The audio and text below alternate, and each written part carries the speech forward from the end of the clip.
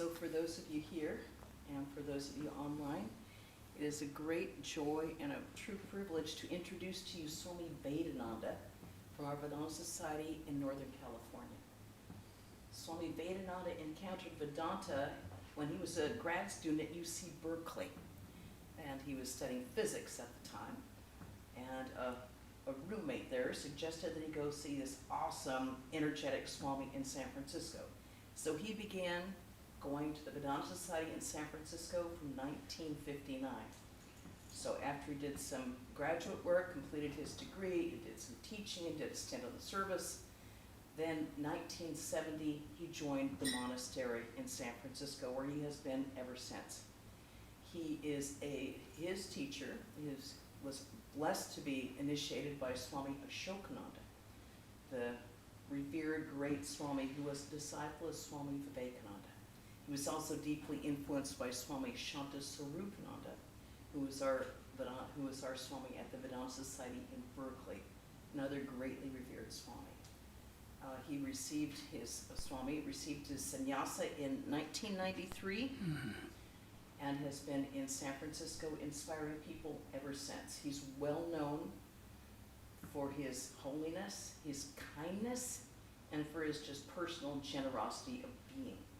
So we are very fortunate to have him here. He hasn't been to Santa Barbara since the 1960s. I don't know, 60, 61, 59? Right. I don't know. So we've aged a little since then, and we are just grateful, so honored and grateful to have you here. The Swami will now speak on Swami Vivekananda's vision at Kanyakumari, which is a temple in very southern tip of India. Swami Vedananda. Thank you. Now, if you'll just believe 50% of what you heard, that's enough. Can you hear me, or I guess I should... Very nice, very nice. It's okay? Yeah. Oh, okay. Now, this place called Kanyakumari is an extremely important location in the history of the Ramakrishna movement and the Ramakrishna Order, because it is at that point that the mission that Swami Vivekananda had gotten from Sri Ramakrishna became clear to him. Sri Ramakrishna had said, in describing Swami Vivekananda, that he had gone in a vision. He had felt himself, his being, ascending higher and higher, beyond, he said, beyond the realm of names and forms, and had reached a region where great sages were absorbed in meditation. And he describes, this is all Sri Ramakrishna's description now, that he went to one of these sages who was later on was thought to be the leader of this group of sages. And he put his arms around the neck of the sage and lovingly told him, "I am going down, you must come also." The sage had been in deep meditation and did not answer, but looked very kindly and very sweetly at Sri Ramakrishna in answer to this request. Now, this was all in a vision that Sri Ramakrishna himself had described. And some afterwards, after he had described that vision, some period of time passed, and then he said, Sri Ramakrishna said, yes, that great soul has been born. And again, in an appropriate amount of time, the personality that embodied what Sri Ramakrishna had seen in his vision was embodied in this form of Swami Vivekananda. And when he first came to Sri Ramakrishna immediately recognized that this was the great soul whom he had asked to come to this world for the benefit of mankind. That's one aspect of the story. The next aspect is that Swami Vivekananda, Narendranath Datta, Naren as he was called, was wondering what this all meant in a practical sense. What was he supposed to do? How was he supposed to carry out this mission that had been given to him? And Sri Ramakrishna never gave him that answer. And he never really, at least according to the tales, the recounts that we have, it never really was particularly discussed. But Swami Vivekananda always understood that he had a special mission, and so he was ever looking for it, what that could be. One day Sri Ramakrishna wrote on the wall of his room, and I think that's still there, or at least it was there until recently. He wrote, if you'll forgive my mangling of Bengali, we have some Bengali speakers in the room, and I don't want to offend them by pronouncing things wrongly. Noren Shikhor Debe. I hope that's reasonably Bengali. Anyhow, that means Naren will teach mankind. And Swami Vivekananda, Narendranath Datta, said, I will not do any such thing. Sri Ramakrishna answered, your very bones will make you do this. Anyway, that was the introduction. After Sri Ramakrishna passed away, the direct disciples who had been serving him organized themselves into the Ramakrishna Order, and under Swami Vivekananda's lead, Swami Brahmananda was the prime inheritor, and he became the first real leader. I think technically maybe Swami Vivekananda was president at one time, but very quickly Swami Brahmananda became the actual president.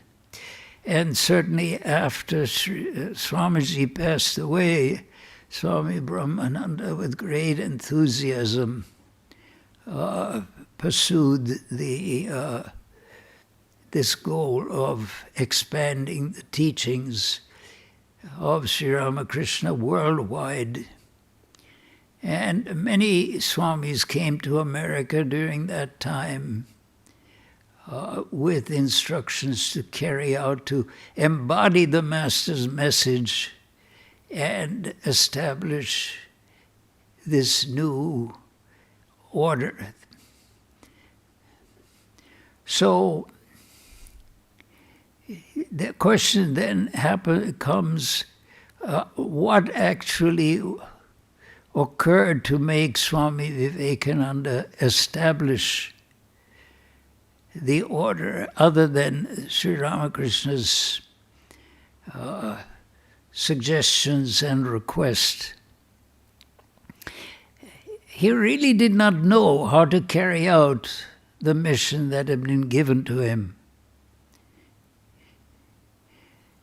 As I said, Sri Ramakrishna had written on the wall of his room that Naren will teach mankind. And Naren had objected strenuously to that. But what exactly was to be taught, to whom it was to be taught, where it was to be manifested and embodied, none of that instruction was really given. So after Sri Ramakrishna passed away, the direct disciples, most of them, nearly all of them, wandered all over India as wandering monks, because that is the tradition that has been followed for untold ages. Originally, actually, the idea had been the whole society would be organized in this way. Society originally in India was organized into 4 stages. The first stage of a person's life was as a student for the first 25 years, approximately. The second stage was as a householder. That is to say, families would be started, children would be raised, the new generation would be given its initial instructions, and when the new generation was ready to take on the burdens of society, the older generation was to retire. Both husband and wife would retire into the forest. The forest means into, this type of surrounding actually, an ashrama surrounding, in which they would spend their time in contemplation on the ultimate reality in life, on Brahman, on God, on the Supreme Spirit, on whatever you want, however you want to call it, and on the various methods that had been elaborated in the scriptures, in the Vedas and Vedanta, on how to do this, how to realize that. The various methods of spiritual practice, all of that would be done in the third part of life.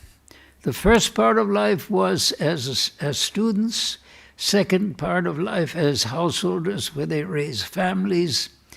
Third part of life was as a recluse in the forest, and with emphasis on spiritual practice and deepening one's spiritual life. The fourth stage was sannyasa, which means complete renunciation, total reliance on God, and total absorption in that ultimate spirit which is present every moment and at every location, to finally concentrate fully on that. That was the fourth stage. That was sannyasa. And it was meant for everyone, men and women, both. This was the grand scheme. If one did not want to enter that scheme, that was, that it wasn't forced on anyone, but the overall aspect of one's life was guided by these 4 stages: the student, the householder, the recluse, and the renunciate. So this was assumed. This had been from very ancient times. This had been the scheme of life. Anyway, in that scheme, this Swami Vivekananda was in that stage, because one thing is to be remembered, that final stage of renunciation could be taken at any time. The general method was that there should be these 4 full stages, but it wasn't obligatory that one had to abide by that. One could enter the stage of sannyasa from any point in one's life at any time, when that yadahara eva virajet tadahara eva pravrajet, on that very day day means that period in one's life when one feels that one wants to devote one's life exclusively to spiritual pursuits, to prayer, meditation, spiritual service, however, whatever method one applies, when one wants to change one's life to become absorbed in spiritual striving, wherever one is, whatever one is doing, that day on which that yearning arises is the day when one should begin that total dedication to spiritual life. And the householders were totally dedicated, just as the monks were.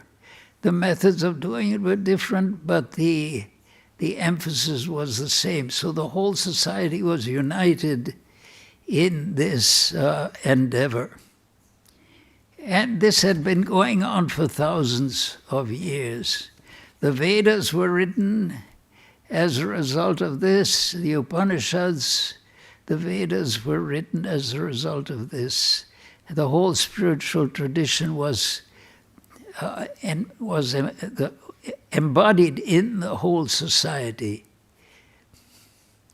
So it was a very unusual type of a social situation. Anyway, at any point it was also known that one could go from one stage to the other. One could go to the stage of the sannyas and of the renunciate from any particular stage.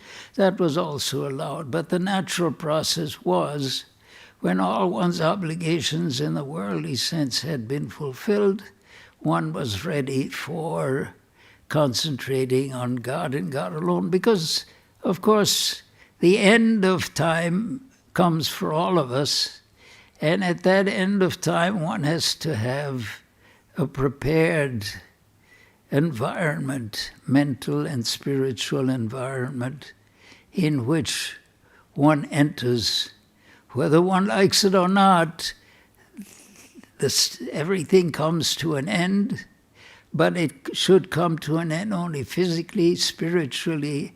That end should actually also be a beginning. When one goes beyond the body and beyond the mind and enters the realm of the pure spirit. So that had been the search from the beginning of time. But it had always been possible for someone to cut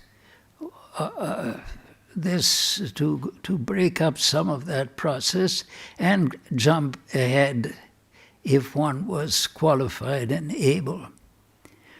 So monastic life had been in the tradition of the society since time immemorial. And the Vedas themselves mention these, the great saints and sages. Now, that is the general background, but that isn't the way generally life is lived. Life was lived as well as we can in that way, but there were family obligations, there were social obligations, all these things were there, and so it was an ideal that one fulfilled in one's own way. Each person would fulfill that in their own way. Some people were not willing to go through one stage after another. They would do it in a different way. But anyway, this was the general scheme. So when these disciples all came to Sri Ramakrishna, the question was, what should happen after Sri Ramakrishna passed away? Because it was quite well known that this would happen. Sri Ramakrishna had cancer, and it was known to be fatal, and the master was dwindling in his strength month by month. So that was a question, how would this great enthusiasm, this great spiritual force, this great emphasis on purity, on holiness, on spirituality, how would that be transmitted after Sri Ramakrishna passed away? Swami Vivekananda and Sri Ramakrishna himself did not want it to be exhausted totally within a temple, as has been so often done in India. They felt that Sri Ramakrishna had come for a larger purpose, for a worldwide purpose, and he himself gave indications of that. So, but the point was, he left no specific instructions how this was to be embodied. So Swami Vivekananda, whom Sri Ramakrishna himself had appointed as the leader of all these disciples, he said, I leave my boys in your charge, you take care of them. But he himself knew, Swamiji himself knew he would not live very long. So he felt all these disciples should each learn to take the responsibility of the order, and his intention was to make sure that each one of them was a spiritual force, a spiritual giant. Swami Brahmananda had been chosen by Sri Ramakrishna as, one of his very close and intimate, as perhaps the most intimate of the disciples. And so it was important that this tradition be carried on. But how was it to be done? And how was Sri Ramakrishna's message to the whole society be spread to the whole society? Because an event had happened at one time. There had been a discussion of the ideal of the spiritual life, the ideal of spiritual practice. And it had become clear that Sri Ramakrishna did not want this group of very devoted and very spiritual disciples to disappear upon his leaving the scene. So he made sure that this was organized into a group, into an order, into a monastic community. But what actually was to be done to bring all of this tremendous energy that Sri Ramakrishna had brought to this universe, how was it to be put? How was it to be spread? How was it to be maintained? How was it to be nourished? And the details of that were never released. At one point, Sri Ramakrishna had written on the wall of his room, he had drawn some pictures of Narayan, that is Swami Vivekananda, and he had written Narayan Shikhar Debe, and I apologize to all Bengali listeners for my remarkable Bengali pronunciation, but he said Narayan Shikhar Debe, Narayan will give instructions, Narayan will teach mankind. Swami Vivekananda had said, I will not do that. Sri Ramakrishna had answered, your very bones will make you do that. Okay. But it didn't happen right away. Sri Ramakrishna passed away. The initial brothers spread as wandering monks all over the country. And still it was not clear. How was this?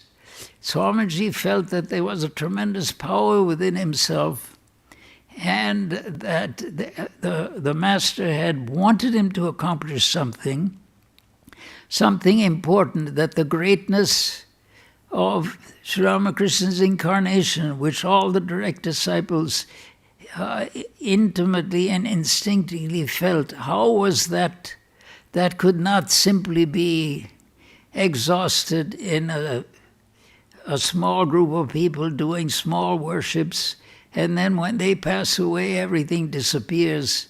That should not happen. It was a worldwide force that Sri Ramakrishna had released, and it required a worldwide force to embody it, but to embody it, Swami Vivekananda understood that very clearly. But how was it to be done? How was this to be maintained? And how was this tremendous force that Sri Ramakrishna had brought to the world, how was it to be kept from simply being exhausted by a few worshippers in a shrine worshipping the relics of the Master? Nobody had given instructions for that.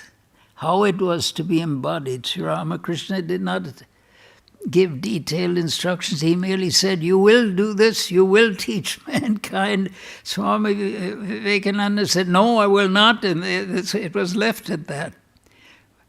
So the whole question remained and remained. Swamiji knew that there was a tremendous obligation on him to do something. But what is it that he was supposed to do? The details were not given. But the natural tendency of sannyasins in those days, in these days, things have changed considerably. We no longer wander like this. Sannyasins are now in ashramas, and that is partly Swamiji's fault. But I'm getting ahead of my story. The early disciples wandered the length and breadth of India trying to figure this out. And Swamiji, who knew that the Master expected him to lead this movement, had no idea how that was to be accomplished. And in the process, he went the whole length and breadth of India. He went from the very north into the Himalayas, down the west coast, and he ended in at the very southernmost tip of India. And he felt this was the proper place to achieve clarity on this issue. So he swam out from the end of the landmass. You can swim out to an island that is maybe 400, 500 feet, or approximately that, from the mainland. He swam out to that. Now, this has become a holy place for all of us, and I've been to Kanyakumari. And it's the point where three oceans are set to meet. The Indian Ocean, the Bay of Bengal, and the Arabian Sea. They all seem to come together there at that point. And it's extraordinarily rough. Enormous waves, the boats that ply from the shore to the island that's a little away from the shore. I mean, if you tend to get seasick, that's not the type of boat you want to take. But Swami Vivekananda swam that. There was no boat in those days. Swam from the shore, from the mainland to that island. And if you look at that water, you understand that Swamiji swam it, you can see in what tremendous physical condition he must have been to be able to do that. Anyway, he sat on that island. On the island there's a temple to the Divine Mother, Kanyakumari, the Virgin Mother. And she's worshipped in that temple, and he himself worshipped her in that temple and sat for meditation on that rock. Now that meditation was the foundation of everything else that came, of the whole monastic order, monastic community, of all the Ramakrishna mission temples and societies and everything that has been done in the Ramakrishna Order. Since then, the fact that Sri Ramakrishna is worshipped in these temples where one, under normal circumstances, would not have expected that in those days, a very Christian environment. Anyway, all of that happened as a result of Kanyakumari. because it's at that point that Swami Vivekananda realized that this mission that had driven him from one point of India, from the very north Himalayas to the very south, without being able to find an answer, that the urgency of that mission, he found a solution, a way to embody that, the way to fulfill that obligation that Sri Ramakrishna had placed upon him. And what he found is that what had gripped him all through the trip was that the tremendous need of the Indian communities in the Indian environment for this message that he was supposed to give, but whose nature he had not been able to figure out. The tremendous need, but he only realized that as far as the Indian subcontinent is concerned. Later on, in that same, as a consequence of that same event, he realized that this mission would have to extend to the whole world.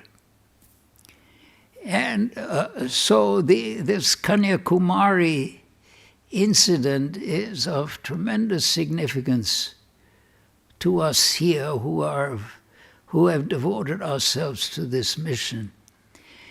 He realized that in order to achieve help for this huge nation,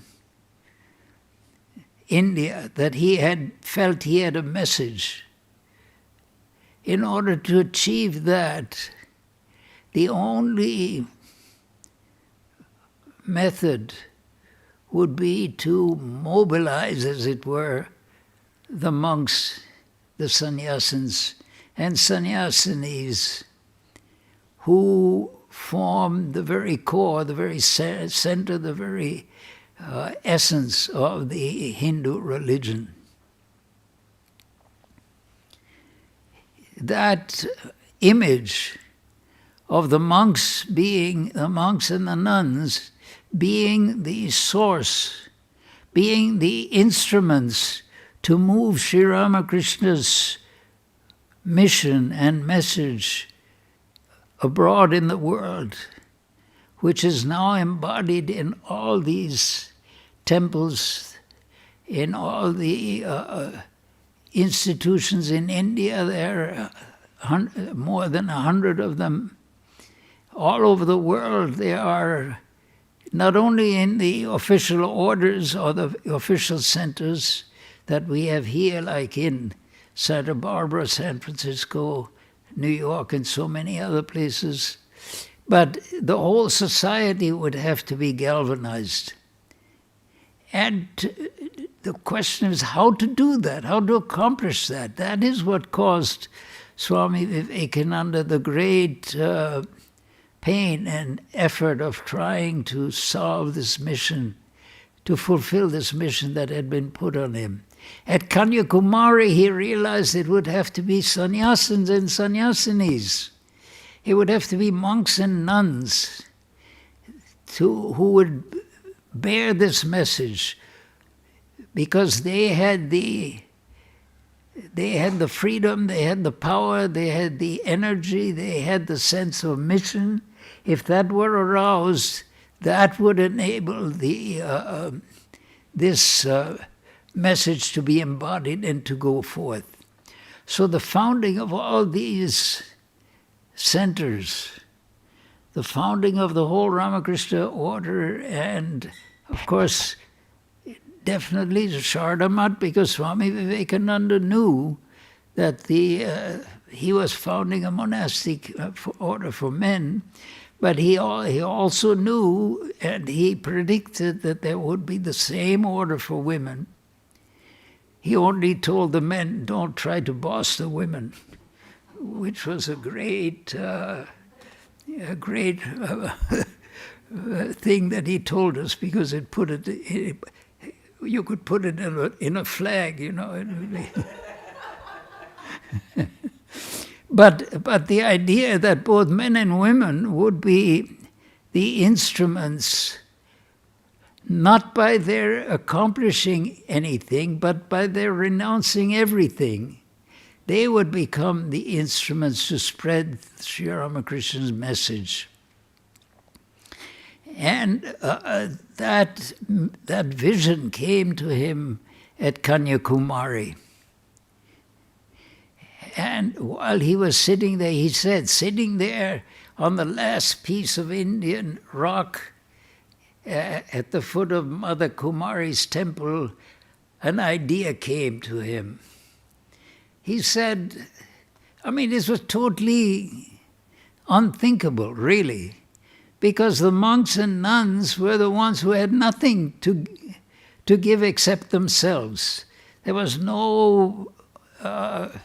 nothing physical or temporal that could be given. They didn't have any money. In fact, they had renounced the idea of their own having money on principle. So how were these penniless wanderers going to embody this tremendous message for real world rejuvenation that Sri Ramakrishna had given? And Swamiji realized it was exactly because they had nothing that they were qualified to do this. They had nothing of their own. They had only Sri Ramakrishna and his message. They did not want anything for themselves. They didn't want to popularize themselves or aggrandize themselves. It was only for spreading the message of the Master.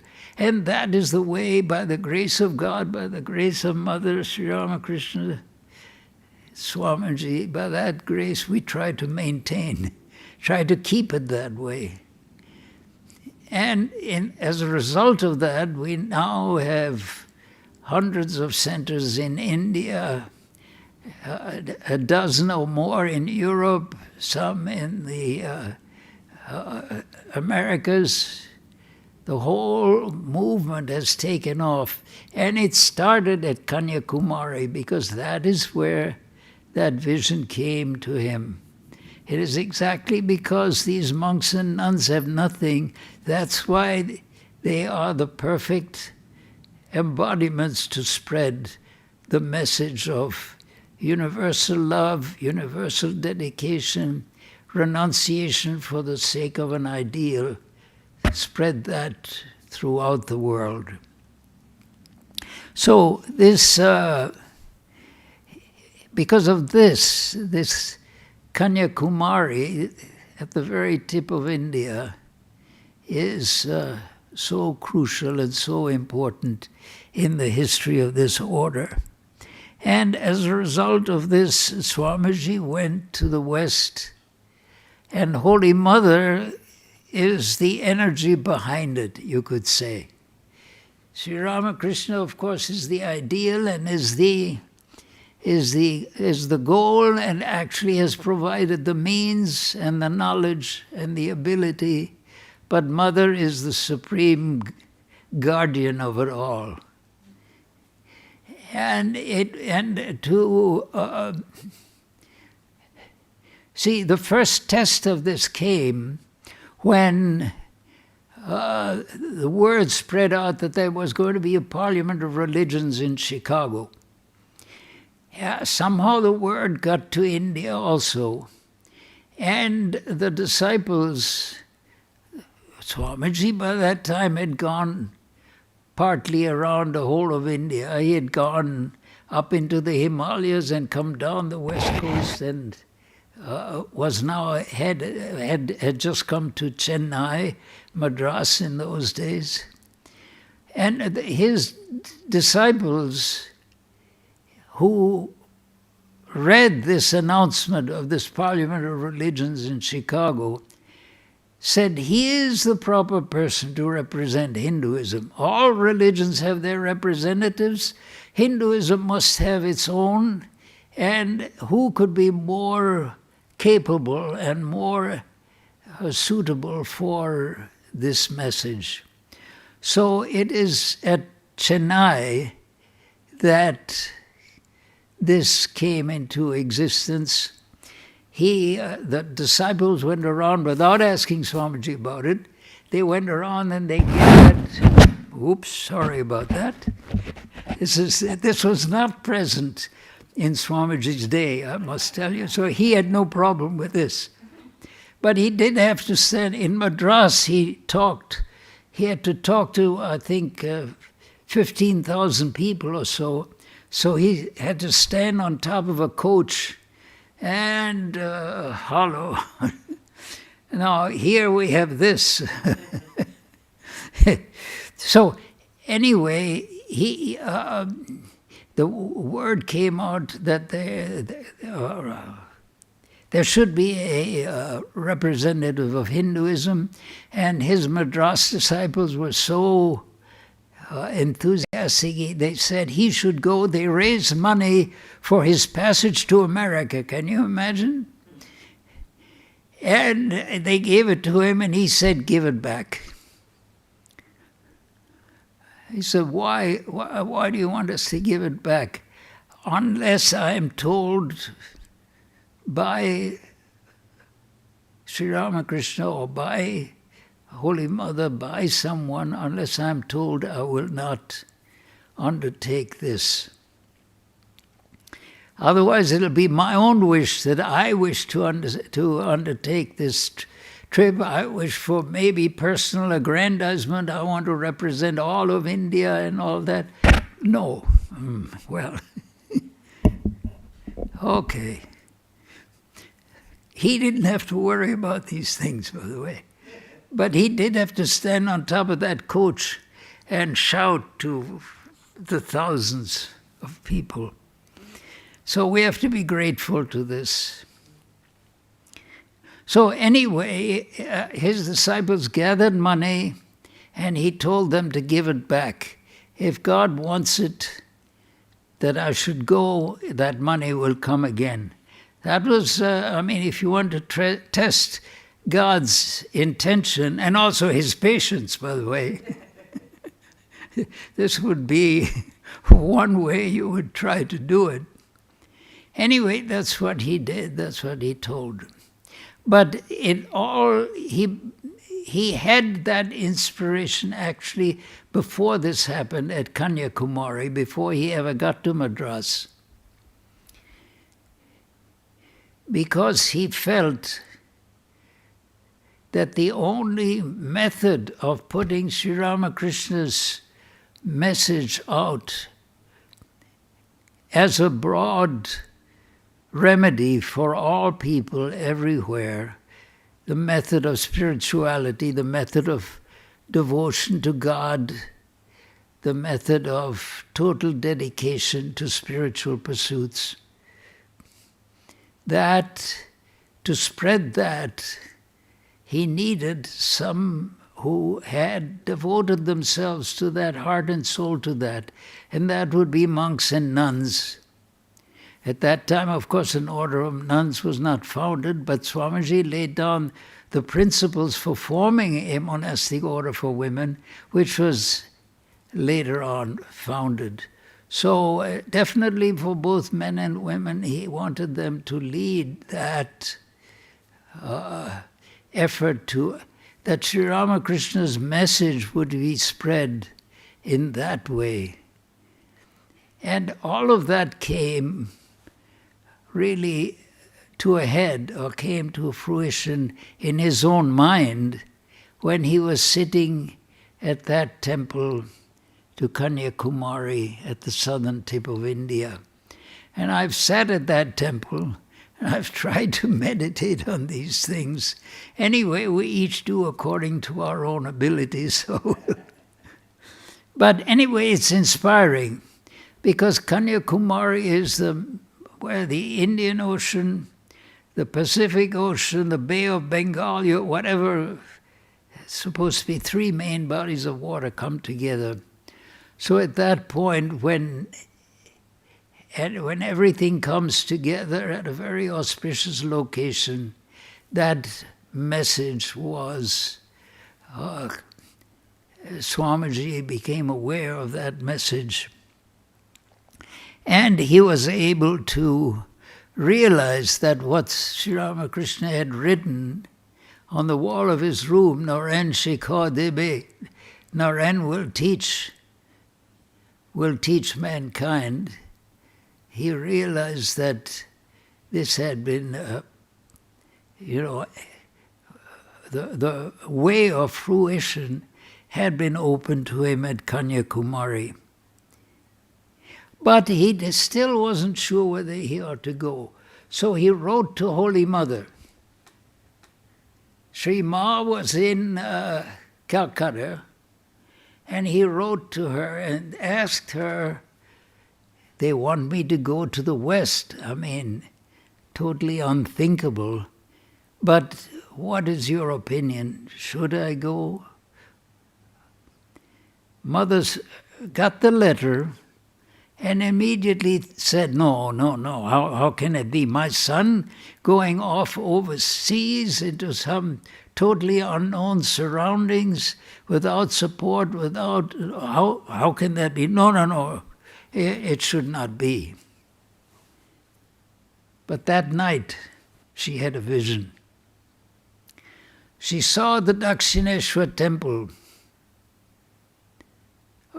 and she saw the steps going down to the bathing hut.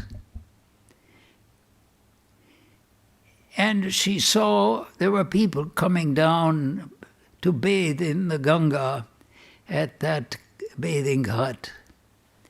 But then she saw, to her great surprise, this was now probably 1891, 92, no, it must have been 92. She saw Naren come down the steps of that bathing hut. No, sorry. She saw Sri Ramakrishna come down the steps of that bathing hut. And as Sri Ramakrishna got into the waters of the Ganga at that ghat, his form began to dissolve in the water. And Mother in her vision saw that, and she was totally amazed. What is this? What is the meaning of this? Sri Ramakrishna, of course, had passed away 10 years or so before that. But what was the meaning of her vision? Then she saw, a few minutes later, Narendra Swamiji coming along the bank, going down to that bathing hut, where many people were bathing, where Sri Ramakrishna's form had disappeared into the water and melted into the Ganga. In her ensuing vision, she saw Naren come down, run down the steps, take hands full of that Ganga water with Sri Ramakrishna embodied in it, take hands full of that water and spray it on all the people who were gathered about the bathing hut, blessing them all. And so she realized, at that point, that's because she had just gotten Swamiji's request for her permission for him to go to the West, to the Parliament of Religions. She saw that that vision was a divine symbolization of what was to happen, and therefore she gave her approval. She said, yes, my son, go. Take care of yourself, but go to that Parliament of Religions. So really, Mother is the impetus of all of this. Because until Mother's approval came, Swamiji was not at all sure that he wanted to go. It was totally strange and just imaginary of his disciples to urge that he should go. He felt, in fact, he had asked them, they had raised money for his passage, he asked them to give that money back. He said, if that if it is the wish that I should go to this Parliament of Religions, that money will come again. So his disciples gave that money away. But then when Swamiji got that message from Holy Mother, he realized, yes, this was divine will. This was what should happen. So she wrote to Swamiji and sent her blessings. And indeed, the money was collected again. And of course, everything happened. Swamiji came over, Parliament of Religions came, and all of that. But all of this Western mission and all of us sitting here today can be grateful to Kanyakumari and, the vision that Swamiji had there at Kanyakumari, where the idea came to him that this mission that Sri Ramakrishna had put on him, you can imagine how terrible it was for him. Sri Ramakrishna had told him he had a tremendous future, had written on the wall of his room that Naren will teach mankind, and had left all of his disciples in his charge, but had not told him how to actually carry this out. So when all through India, Swamiji went with this heavy message in his heart that he didn't know how to fulfill. And at Kanyakumari, the means for the fulfillment became apparent, that really it was a divine plan that he should go to the West, and that this mission would be fulfilled, would be successful. So we can really be thankful that Sri Ramakrishna had that vision, that Holy Mother gave her approval, otherwise we wouldn't be here today. So anyway, it's important that once in a while we should remember the initial stages of this movement, and how it started through divine agency, and through divine agency it will continue. Divine agency has built these temples, and divine agency is seeing to all of us. And so we have, the point is our faith in that mission that has been put. God works in this world, but He works through agencies. He works through human beings. And He has chosen to work through all of us, and for that we should certainly be extremely joyful and extremely grateful, and whatever little bit that we can do to put, maybe we don't do very much to emphasize that mission, but we're holding up our little corner of the tarpaulin that covers the whole thing. And our little corner has to be held up by somebody, and we're there to do it. So that is, we should take joy and great inspiration from the history and from the, how Sri Ramakrishna Mother and Swamiji have developed things for us to continue as in making ourselves their instruments as much as we're able, as well as we're able. Thank you.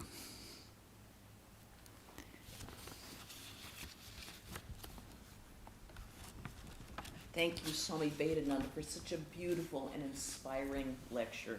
We are so happy to have your presence to give us these words, because your presence adds a lot to the message. Please join us tomorrow morning at 11 a.m. when the Swami will speak on Swami Vivekananda in San Francisco. Am I correct on that? Yeah, California. Okay, California, good, expanded. Okay, so, and then we'll now have Arati at 6 a.m. 6 p.m. And don't forget to see the Swami tomorrow.